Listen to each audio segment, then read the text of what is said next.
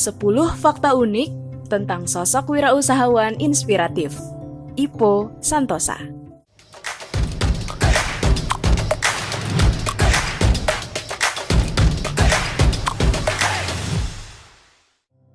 Assalamualaikum Sobat Ngobi, selamat datang kembali.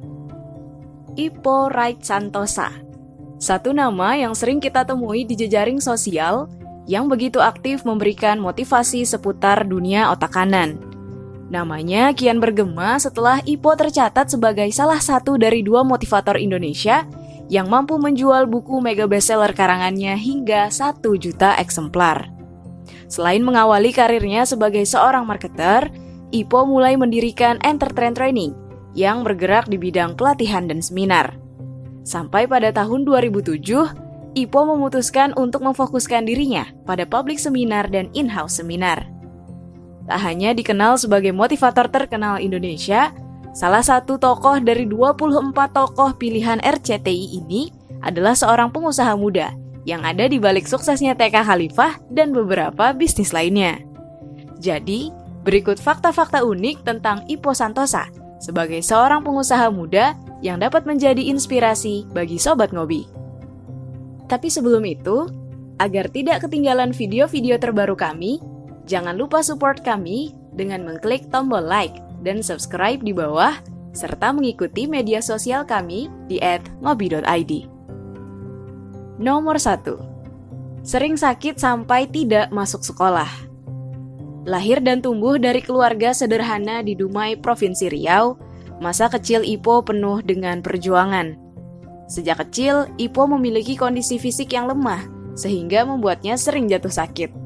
Saat menduduki sekolah dasar, Ipo pernah tercatat 1 bulan tidak masuk sekolah karena sakit. Kondisi itu pun tidak berhenti di situ saja. Memasuki SMA, kondisi fisik Ipo masih begitu lemah, dan menyebabkan ia sering tidak masuk sekolah. Dapat dikatakan bahwa Ipo memiliki kondisi fisik paling lemah di antara saudara-saudaranya. Nomor 2. Berjualan makanan untuk bertahan hidup dan sekolah.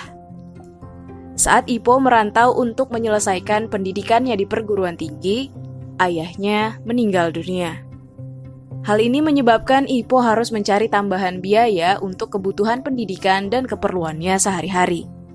Tak hanya mengurangi jatah makan untuk membeli buku, Ipo juga harus menjual makanan dan kerja serabutan dari sore sampai larut malam untuk menyambung hidupnya di perantauan. Nomor 3. Dulunya minder, sekarang jagoan speaker. Siapa yang akan mengira bahwa motivator ternama Indonesia ini memiliki masa kecil yang sangat berlawanan dengan kondisinya saat ini? Saat berada di bangku sekolah, Ipo adalah anak yang minder dan memiliki rasa percaya diri yang kurang saat diminta untuk berbicara di depan kelas, terlebih lagi pada mata pelajaran bahasa Inggris. Namun, dengan tekad yang kuat dan usaha yang begitu keras, Ipo akhirnya berhasil menembus batas kekurangan dirinya sendiri. Bahkan, bisa dikatakan bahwa apa yang dulu menjadi kekurangannya, sekarang berbalik menjadi kekuatan yang Ipo andalkan. Menjadi speaker atau pembicara dan motivator terkenal Indonesia bahkan internasional adalah buktinya. Tak hanya itu, Ipo juga sempat menjadi dosen kelas internasional di Universitas Internasional Batam dan menjadi interpreter untuk International Labour Organization dari PBB. Nomor 4. Mengawali karir sebagai seorang marketer. Setelah menyelesaikan pendidikan S1 Double Majoring di universitas terbaik di Malaysia, Ipo memulai karirnya sebagai marketer di Genting Highland, perusahaan Filipina, dan Sinarmas Group. Setelah berkarir menjadi marketer di Indonesia dan Malaysia, Ipo lalu mendirikan dan menjalankan Entertrain Training, yang juga menangani konsultasi dan riset pemasaran. Bersama Entertrain Training, Ipo telah memberikan pelatihan dan seminar kepada puluhan ribu orang dan ratusan perusahaan di Indonesia dan Singapura. Nomor 5. Membranding diri lewat tulisan dan media. Salah satu personal branding yang Ipo lakukan adalah melalui tulisan. Berawal dari menulis buletin di sebuah kantor, Ipo membenahi tulisannya kembali untuk kemudian dikirim ke Batam Post. Sejak saat itu, nama Ipo mulai dikenal luas di Batam. Berbekal tulisan-tulisan yang sudah dimuat di berbagai media cetak, Ipo mulai mengumpulkan tulisan-tulisan tersebut dan dijadikan sebuah buku. Hasil kumpulan tulisannya itu akhirnya benar-benar terbit menjadi sebuah buku pada tahun 2005 melalui Gramedia Pustaka Utama yang kemudian dicetak ulang dan menjadi bestseller. Kecerdasan Ipo memanfaatkan media pun patut diacungi jempol. Mengirimkan tulisannya ke media besar seperti Batam Post, Jawa Post Group, Tribun, hingga Gramedia Pustaka Utama adalah salah satu cara Ipo membranding dirinya melalui tulisan. Dengan kekuatan pasar yang sudah dimiliki media besar tersebut, Ipo mampu memasukinya dengan mudah dan mengenalkan dirinya pada khalayak dengan cepat. Nomor 6. 1 juta eksemplar. Puncak kesuksesan Ipo di dunia kepenulisan pada tahun 2010 hingga 2011, di mana beberapa bukunya seperti 7 Keajaiban Rezeki, 10 Jurus Terlarang, dan Percepatan Rezeki dicetak ulang dan sampai pada angka penjualan 1 juta eksemplar.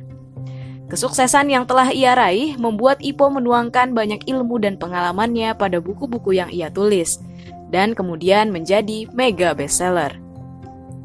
Hal ini pun membuat Ipo tercatat sebagai salah satu dari 2 motivator Indonesia yang berhasil menembus angka penjualan 1 juta eksemplar. Nomor 7. Si Pakar Otak Kanan. Menjadi pakar otak kanan merupakan sebuah pembeda Ipo di antara motivator yang lain. Melalui tulisan dan motivasi yang sering ia berikan, Ipo memiliki ketertarikan dan spesialisasi untuk membahas pemaksimalan otak kanan, terutama bidang bisnis, investasi, dan rezeki. Hal ini yang kemudian membuatnya dipercaya menjadi pembicara dan motivator di Indonesia maupun luar negeri. Tak heran jika muncul gelar Right pada nama tengahnya. Nomor 8, dari ikat pinggang sampai TK puluhan cabang. Desakan ekonomi membuat Ipo sudah mengenyam dunia bisnis sejak duduk di bangku sekolah. Ia memulai bisnis kecil-kecilan seperti berjualan ikat pinggang, jasa terjemah, dan menekuni bisnis musik. Tak hanya itu, Ipo ternyata juga pernah menekuni bisnis kuliner seperti gado-gado, soto, bakso, dan donat, yang akhirnya gulung tikar karena tidak fokus dan masih berada dalam sistem kerja kantoran. Pada tahun 2007, Ipo membangun TK Khalifah bersama satu mitra dan pemodal. Namun di tengah jalan karena tidak sabar, mereka meminta uangnya kembali. TK itu menjadi milik Ipo sepenuhnya, dan sekarang sudah berkembang sekitar 70 cabang. Selain sukses di bisnis dunia pendidikan, Ipo kini juga memiliki beberapa bisnis lain, yaitu Khadijah Slimming, Kaya Clothing, Rock Theory Clothing, dan Omaro Coklat, yang memiliki total ratusan cabang di seluruh Indonesia. Nomor 9. Kesederhanaan hidup. Ipo pernah menceritakan bahwa sang istri tidak suka menggunakan perhiasan. Ipo dan istri mengaku tidak terlalu suka hidup bermewah-mewahan. Mereka lebih suka menggunakan hartanya untuk mengembangkan bisnis agar lebih besar dan memberi manfaat yang lebih luas untuk masyarakat. Nomor 10. Mendapat julukan Raja Spiritual di dunia pemasaran. Bisa dilihat melalui buku-buku karya Ipo dan motivasi yang telah ia berikan selama ini, bahwa Ipo membawa nilai-nilai spiritual dalam karyanya. Ipo berpendapat bahwa salah satu fondasi menuju kekayaan adalah pola pikir yang benar. Maka dari itu, Ipo sering menekankan untuk memiliki pola pikir yang baik dan sehat, serta mengajak kita untuk berbisnis dengan keutamaan sikap dan moral yang baik, serta tidak melupakan nilai-nilai spiritual. Pada tahun 2011 bersama Dompet Duafa, Ipo menginisiasi sebuah sekolah bisnis yang diberi nama Umar Usman Business School, yang terinspirasi dari 2 orang sahabat Rasulullah yang merupakan entrepreneur terbaik sepanjang zaman. Sekolah ini diharapkan mampu meningkatkan jumlah entrepreneur sukses yang mampu memberikan manfaat untuk masyarakat. Itulah tadi 10 fakta unik tentang sosok wirausahawan inspiratif Ipo Santosa. Untuk pertanyaan hari ini, apa kekurangan dari diri Sobat Ngobi yang menjadi penghambat terbesar untuk memulai karir sebagai wirausaha? Silakan jawab di kolom komentar di bawah ya. Dan sampai bertemu kembali di video-video kami selanjutnya. Terakhir, jangan lupa untuk like dan subscribe video-video kami.